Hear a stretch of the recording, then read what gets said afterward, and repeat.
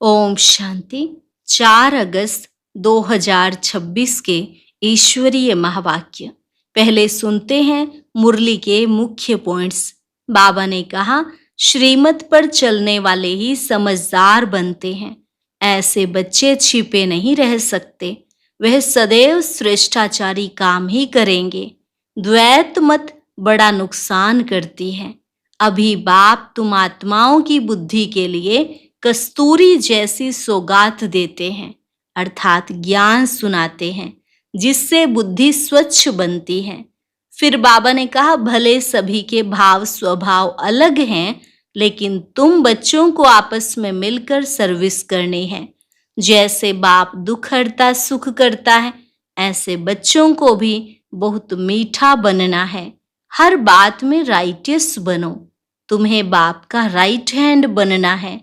Right hand बच्चे ही बाप को प्रिय लगते हैं। लास्ट में बाबा ने कहा, तुम यहाँ आए हो अपनी तकदीर बनाने, इसलिए घड़ी घड़ी अपने को आत्मा समझ बाप को याद करो। याद से ही वर्षा मिलेगा। यह है गुप्त मेहनत। बाप भी गुप्त तो मेहनत भी गुप्त कराते हैं। और अब सुनते हैं महावाक्यों को विस्तार से। मुरली का सार।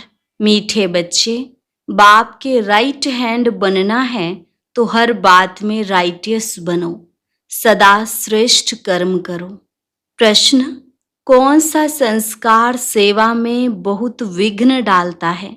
उत्तर, भाव स्वभाव के कारण आपस में जो द्वैत मत के संस्कार हो जाते हैं, वह सेवा में बहुत विघ्न डालते हैं।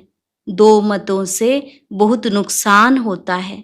क्रोध का भूत ऐसा है जो भगवान का भी सामना करने में देरी ना करे। इसलिए बाबा कहते हैं, मीठे बच्चे, ऐसा कोई भी संस्कार हो तो उसे निकाल दो। गीत तकदीर जगा कर आई हूँ। ओम शांति। मीठे मीठे रूहानी बच्चों ने गीत सुना। रूहानी बच्चों अर्थात शिव बाबा जो सुप्रीम रूह है, उनके बच्चों आत्माओं ने शरीर रूपी कर्मेंद्रियों द्वारा गीत सुना। अब तो बच्चों को आत्म अभिमानी बनना है। बहुत मेहनत भी है। घड़ी घड़ी अपने को आत्मा समझ बाप को याद करना है। यह है गुप्त मेहनत। बाप भी गुप्त तो मेहनत भी गुप्त कराते हैं। बाप स्वयं आकर कहते हैं, बच्चों मुझे याद करो, तो कल्प 5000 वर्ष पहले मुआफिक फिर से सतो प्रधान बनेंगे। बच्चे समझते हैं हम ही सतो प्रधान थे, फिर हम ही अब तमो प्रधान बने हैं। सतो प्रधान बनना है जरूर। गीत में भी कहते हैं, तकदीर जो गंवाई हुई है, वह फिर पाने के लिए तदबीर कराने वाला एक ही सर्वशक्तिमान बाप है, क्योंकि सबको पावन बनाते हैं। बाप बच्चों को समझाते हैं, हे रूहानी बच्चों, अब तकदीर बनाने आए हो। स्टूडेंट स्कूल में तकदीर बनाने जाते हैं ना, वह तो छोटे बच्चे होते हैं। तुम छोटे नहीं हो, तुम तो बड़े बुजुर्ग हो, तकदीर बना रहे हो। हाँ, कोई बूढ़े बूढ़े भी हैं। बुढ़ापे से जवानी में पढ़ना अच्छा होता है। जवान की बुद्धि अच्छी होती है। यह तो सबके लिए बहुत सहज है। तुम्हारा शरीर तो बड़ा है, यह बेबी है, इतना नहीं समझ सकेंगे, क्योंकि ऑर्गन्स छोटे हैं। स्तुति, निंदा, दुख, सुख, इन बातों को तुम समझ सकते हो। आत्मा तो बिंदी है, शरीर बढ़ता रहता है। आत्मा तो एक रस ही होती है, कभी बढ़ती घटती नहीं। उस आत्मा की बुद्धि के लिए बाप कस्तूरी जैसी सौगात दे रहे हैं, क्योंकि अभी तो बुद्धि बिल्कुल तमो प्रधान बन गई है, सो अब स्वच्छ भी बन रही है। यह चित्र तुमको समझाने में बहुत काम में आते हैं। भक्ति मार्ग में देवताओं के आगे जाकर माथा झुकाते हैं, पूजा करते हैं। आगे तुम भी अंधश्रद्धा से जाते थे, शिव के मंदिर में जाते थे। तुमको यह थोड़े ही पता था कि यह शिव बाबा है। बाबा से जरूर वर्षा मिला है, तब तो उनकी महिमा गाई जाती है। कोई अच्छा काम करके जाते हैं तो उनकी महिमा गाई जाती है। स्टैंप बनानी चाहिए शिव बाबा की। शिव बाबा गीता सरमोनाइजर अर्थात गीता का उपदेशक है शिव बाबा। यह स्टैंप सहज बन सकेगी। वह बाप सबको सुख देने वाला है। बाप कहते हैं मैं तुमको सुख धाम का मालिक बनाने वाला हूँ। बुढ़िया भी यह तो समझती होंगी कि हम आए हैं शिव बाबा के पास जो विचित्र है। उसने इस चित्र तन में प्रवेश किया है। निराकार को विचित्र कहा जाता है। बुद्धि में रहता है। हम शिव बाबा के पास जाते हैं जिसने यह टेम्परेरी चित्र धारण किया है, ब्रह्मा का तन। पतितों को पावन बनाए मुक्ति जीवन मुक्ति देते हैं अथवा शांति धाम सुख धाम का रहवासी बनाते हैं। मनुष्य शांति के लिए ही कोशिश करते हैं। भगवान मिले तो शांति मिले। सुख के लिए पुरुषार्थ नहीं करते हैं। बस बाप के पास घर जाएं, भगवान मिले। इस समय सब मुक्ति की चाहना रखने वाले हैं। जीवन मुक्ति लेने वाले सिर्फ तुम ब्राह्मण ही हो।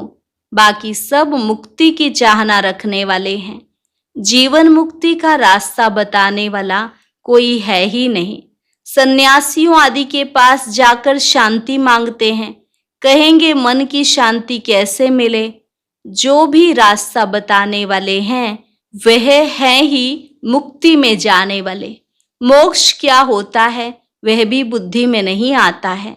तंग होकर कहते हैं मुक्ति में जाएं तो अच्छा है। वास्तव में मुक्ति धाम है आत्माओं के रहने का स्थान। इतने सेंटर्स पर बच्चे हैं। सब जानते हैं कि हम नई दुनिया के लिए राज्य भाग्य लेते हैं। बाबा हमको नई दुनिया का राज्य देते हैं। कहाँ देंगे? नई दुनिया में देंगे व पुरानी दुनिया में देंगे। बाप कहते हैं मैं संगम पर आता हूँ। मैं ना सतयुग में ना कलयुग में आता हूँ, दोनों के बीच में आता हूँ। बाप तो सबको सदगति देंगे ना, ऐसे तो नहीं दुर्गति में छोड़ जाएंगे। सदगति और दुर्गति इकट्ठे नहीं रह सकते। बच्चे जानते हैं यह पुरानी दुनिया विनाश होनी है, इसलिए इनसे प्यार नहीं रखना है। बुद्धि कहती है बरोबर अभी हम संगम युग पर हैं। यह दुनिया बदलने वाली है। अब बाप आया हुआ है। बाप कहते हैं मैं कल्प कल्प संगम पर आता हूँ। तुमको दुख से छुड़ाए हरि के द्वार ले जाता हूँ। यह ज्ञान की बात है। हरिद्वार कृष्ण का द्वार अथवा कृष्णपुरी को कहा जाता है। अच्छा, उनके पीछे फिर लक्ष्मण झूला लगा दिया है। पहले हरिद्वार आएगा। सतयुग को हरिद्वार कहा जाता है। फिर राम लक्ष्मण आदि दिखाते हैं। वह बात कोई है नहीं, वह तो बनाई हुई बात है। राम को कितने भाई दे दिए हैं? 4 भाई तो होते नहीं, 4-8 भाई तो यहाँ होते हैं। एक तरफ है ईश्वरीय संतान, दूसरे तरफ है आसुरी संतान। अभी तुम जानते हो शिव बाबा ब्रह्मा तन में आए हैं। शिव है बाबा, ब्रह्मा है दादा, प्रजापिता है। वह आत्माओं का पिता तो अनादि है। इस समय ब्राह्मणों को रचते हैं। ऐसे नहीं कि शिव बाबा शालिग्राम को रचते हैं, नहीं, शालिग्राम तो अविनाशी हैं ही हैं। सिर्फ बाप आकर पवित्र बनाते हैं। जब तक आत्मा पवित्र नहीं बनी है तब तक शरीर कैसे पवित्र बन सकता? हम आत्माएं पवित्र थी तो सतो प्रधान थी। अभी अपवित्र तमो प्रधान है, फिर सतो प्रधान कैसे बने? यह तो सहज समझ की बात है। तुम इस समय खाद पड़ने से पतित तमो प्रधान हो गए हो। अब फिर सतो प्रधान बनना है। हिसाब किताब चुकतू कर सब शांति धाम व सुख धाम में आएंगे। आत्माएं निराकारी घर से कैसे आती हैं उसकी यादगार भी क्रिश्चियन लोग झाड़ में बल्ब लगाकर मनाते हैं। तुम जानते हो यह सभी धर्मों की अलग अलग शाखाएं हैं। वहां से आत्माएं कैसे नंबरवार नीचे उतरती हैं यह नॉलेज तुमको मिल गई है। हम आत्माओं का घर शांति धाम है। अभी है संगम, वहां से सब आत्माएं आ जाएंगी, फिर सब जाएंगे। प्रलय तो होने की नहीं है। तुम जानते हो हम बाबा से तकदीर बनाने, फिर से स्वराज्य लेने आए हैं। यह कोई सिर्फ कहने मात्र नहीं है, याद से ही वर्षा मिलेगा। बाप कहते हैं देह सहित जो भी देह के मित्र संबंधी आदि हैं, सबको भूल जाओ। चित्र और विचित्र है ना, विचित्र उनको कहा जाता है जिनको देखा नहीं जाता है। यह बहुत महीन बातें हैं। आत्मा कितनी छोटी है, उनको घड़ी घड़ी पार्ट बजाना पड़ता है, और किसकी बुद्धि में ऐसी बातें हैं नहीं। पहले पहले तो यह बुद्धि में बैठाना है कि हम आत्मा हैं, वह हमारा बाप है। उनको ही पतित पावन हे भगवान कह याद करते हैं। दूसरी कोई जगह जाने की दरकार ही नहीं है।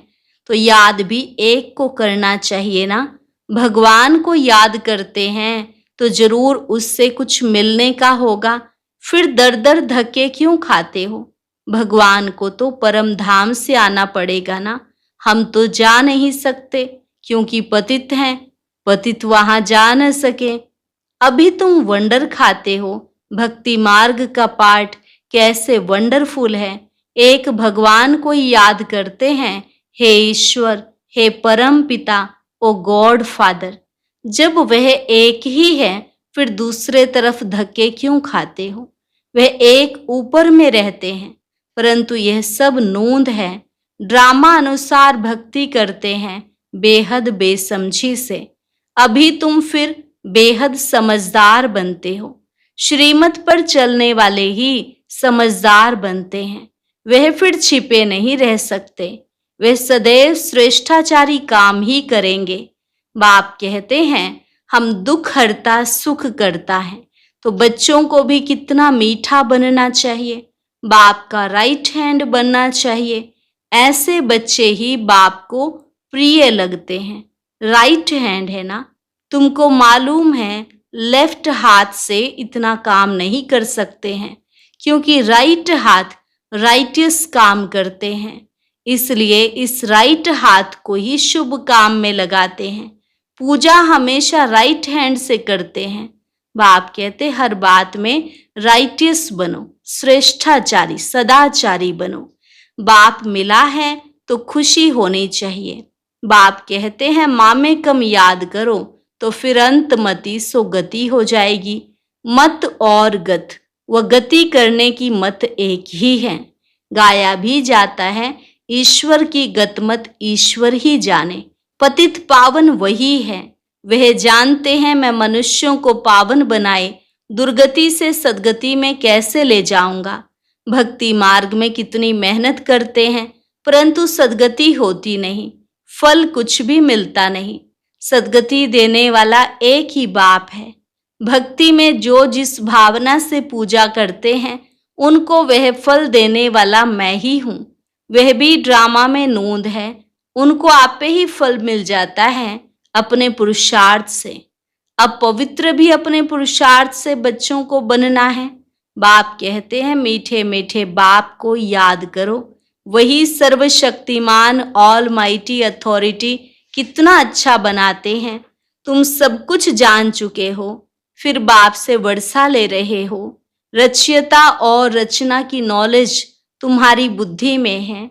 तुम जानते हो यह नॉलेज हमारे में नहीं थी। यज्ञ तप आदि करना, शास्त्र आदि सुनना, यह है शास्त्रों की नॉलेज। उनको भक्ति कहा जाता। उसमें एम ऑब्जेक्ट कुछ है नहीं। पढ़ाई में एम ऑब्जेक्ट रहती है। कोई न कोई प्रकार की नॉलेज होती है। हमको पतित से पावन बनने की नॉलेज पतित पावन बाप ने दी है। सृष्टि के आदि मध्य अंत की नॉलेज बाप ने दी है। यह सृष्टि चक्र कैसे फिरता है, इसमें सभी एक्टर्स पार्टधारी हैं।